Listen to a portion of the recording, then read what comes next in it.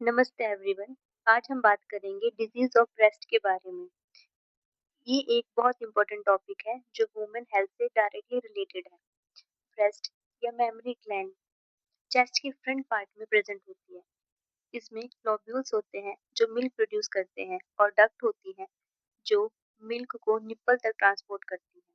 Puberty के time पे breast develop होना स्टार्ट होता है। इसमें हार्मोन्स मेजर रोल प्ले करते हैं। अगर ब्रेस्ट की नॉर्मल एनाटॉमी या फिजियोलॉजी में कोई अल्टरेशन होता है तो पैथोलॉजिकल कंडीशन डेवलप हो सकती है, यानी डिजीज कंडीशन डेवलप हो सकती है। ब्रेस्ट डिसऑर्डर्स मोस्टली बेनाइन यानी नॉन कैंसरस होते हैं, लेकिन कुछ केसेस में मैलिग्नेंट यानी कैंसरस भी हो सकते हैं। इसलिए अर्ली डिटेक्शन और रेगुलर एग्जामिनेशन बहुत इंपॉर्टेंट है।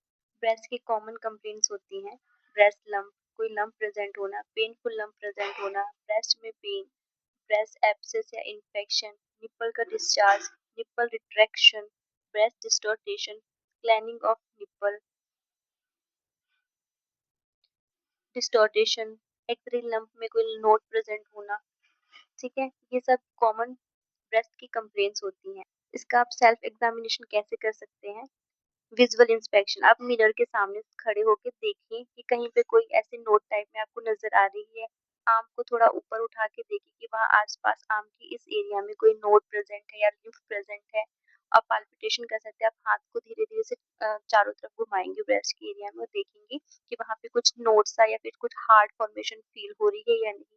पाल्पेशन आप स्टैंड होके भी आपको राइट टू राइट दोनों ब्रेस्ट में पाल्पेट करना है, लाइक धीरे धीरे से प्रेस करना है ब्रेस्ट को चारों तरफ से और चेक करना है कि कोई हार्ड लम्प टाइप में तो कुछ प्रेजेंट नहीं है, to assure yourself. Common disorders जो हैं ब्रेस्ट के वो देख लेते हैं हम।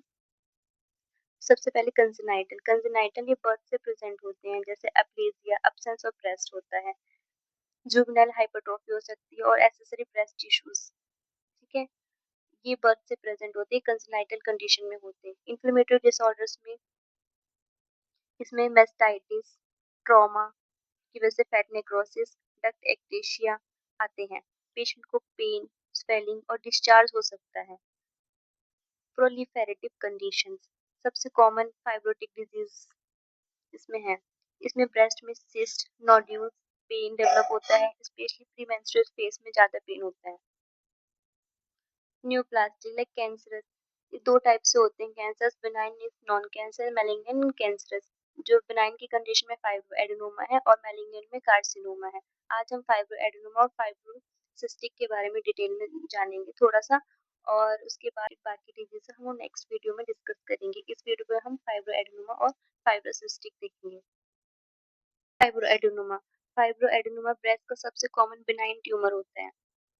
ये ज़्यादातर 20 से 35 साल की एज ग्रुप में देखने को मिलता है। पेशेंट को usually firm, mobile, painless lump feel होता है। डायग्नोस के लिए आप मैमोग्राफी और अल्ट्रासाउंड करवा सकते हैं। अगर लंप एनलार्ज हो रहा है तो सर्जरी कंसीडर की जा सकती है, क्योंकि नॉन कैंसरस है तो आप इसको निकलवा सकते हैं। फाइब्रोसिस्टिक डिजीज, ये एक कॉमन बिनाइन लेजन है जो मोस्टली 20 से 50 साल के एज ग्रुप में देखने को मिलता है। इसके causes hormonal imbalance and stressful life हो सकती है। इसके सिम्टम्स में देखें तो ब्रेस्ट पेन, टेंडरनेस, लंबी और nodular breast present, heaviness feel होती है ब्रेस्ट में। सिम्टम्स एग्रीवेट इन प्रीमेंस्ट्रुअल फेज में, प्रीमेंस्ट्रुअल फेज में जो सिम्टम्स है वो ज़्यादा बढ़ जाते हैं। रिस्क फैक्टर्स पे कौन रहता है? Nulliparity, delayed menopause, high intake of caffeine, tea, chocolate, stress and family history में ये देखने को मिलता है। एग्जामिनेशन के लिए जैसे मैं history, physical examination, inspection and palpitation कर सकते हैं, मैमोग्राफी, अल्ट्रासाउंड एंड एफएनसी करवा सकते हैं। ट्रीटमेंट के लिए reassurance, lifestyle modification, caffeine reduction, vitamin E and hormonal therapy in severe cases. Remember, her breast lump cancer नहीं होता, but every abnormal changes should be properly evaluated. Regular self breast examination और early screening से serious condition को early stage में detect किया जा सकता है। That's it for today.